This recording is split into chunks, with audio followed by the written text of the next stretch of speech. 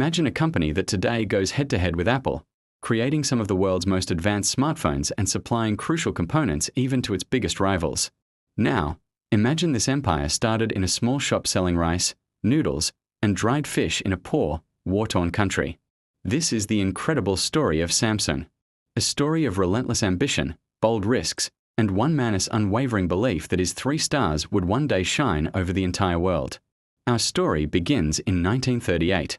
Korea is enduring incredibly tough times under Japanese occupation, with brutal wars and widespread poverty on the horizon. In the city of Daegu, a young and determined entrepreneur named Lee Byung-chul opens a small trading company.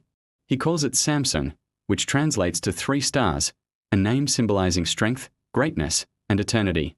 At this point, he has no factories, no advanced technology, and no influential connections.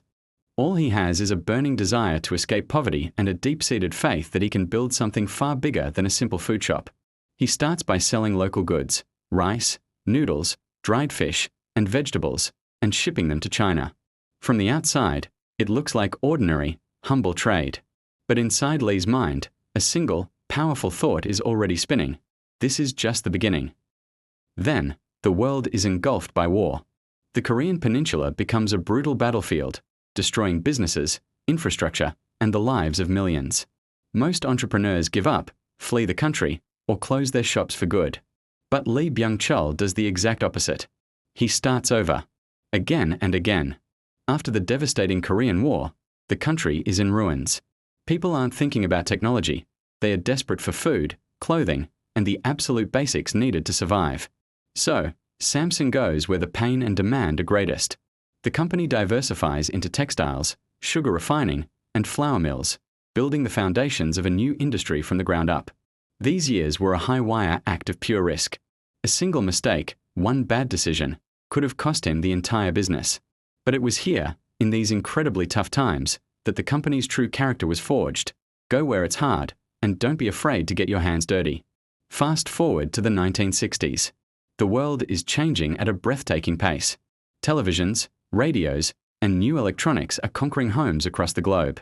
Most people, looking at Korea's struggling economy, would have thought it was too poor and too far behind to ever compete in such a high-tech field.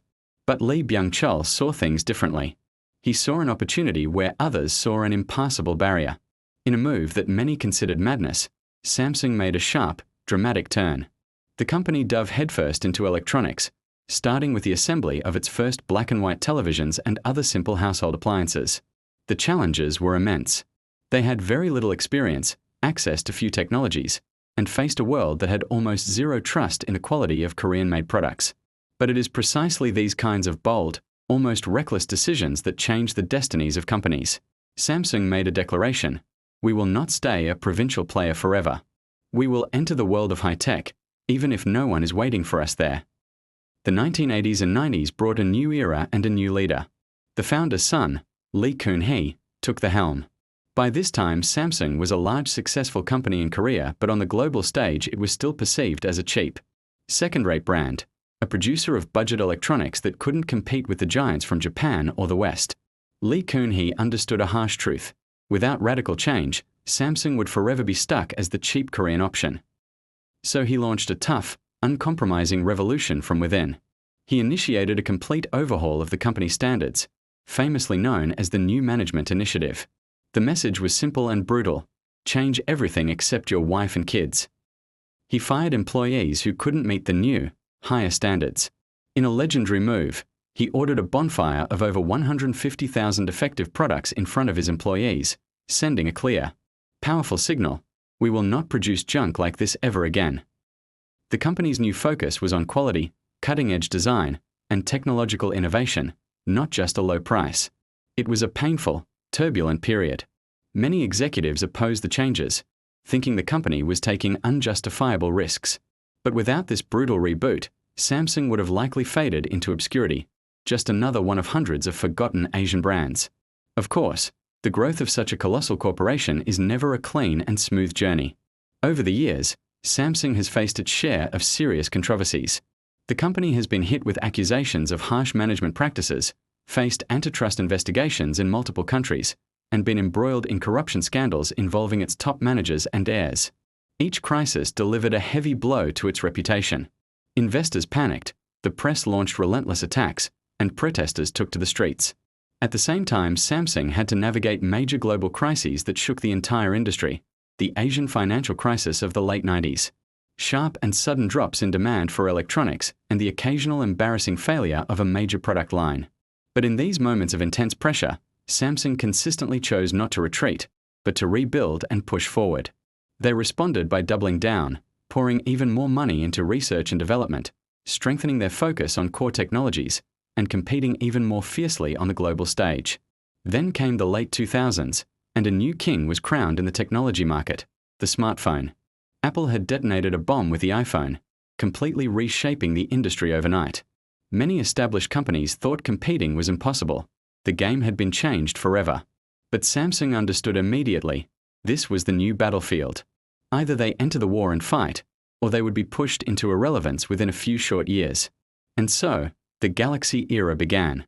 Samsung launched a massive assault on the smartphone market, relentlessly experimenting with different screen sizes, introducing styluses with the Note series, pushing the boundaries of camera technology, and eventually pioneering foldable phones. There were major stumbles along the way. The most famous was the catastrophic recall of the Galaxy Note 7, whose batteries were overheating and, in some cases, exploding. It was a disaster that posed a real risk to users' lives and delivered a huge blow to the brand's image. But the key to their survival was their reaction. The company initiated a massive global recall, completely overhauled its manufacturing and safety processes, and invested heavily in restoring customer trust. Many brands would not have survived such a failure. Samsung not only survived, it rose, learned, and pushed forward with even more determination. Today, the Samsung empire is far more than just phones. They are a world leader in memory chips, advanced displays, televisions, and home appliances. They are involved in automotive technology, medical equipment, and even space projects. Here's the paradox. Many people using devices from other brands have no idea that Samsung components are powering their gadgets from the inside. The company earns billions not only as a famous consumer brand, but also as the invisible engine for many of its rivals' flagship devices. But let's rewind to the very beginning, back to that small shop in 1938. When you do, it becomes clear, this entire global empire grew from a single small store in a ruined country, driven by one man who simply refused to surrender to his circumstances. The story of Samsung is a powerful reminder that it doesn't matter how small you start. What matters is how far you are willing to go. Lee Byung-chul began with rice, noodles, and dried fish. He lived in a country that the rest of the world didn't take seriously. He had no technology, no global fame, and no special advantages. But he possessed three crucial things: a clear vision for the future, a willingness to risk everything, and the stubborn persistence to keep going even when everything around him was crumbling. Today, when people see that 3-star logo, they see a giant global brand. But hidden behind those stars is a simple yet profound idea. Even the greatest empires don't start with perfect conditions. They start with the unwavering resolve to never, ever stop. Thanks for watching. If you enjoyed this story, don't forget to like, subscribe, and hit that notification bell for more deep dives into the brands that shape our world. See you in the next one.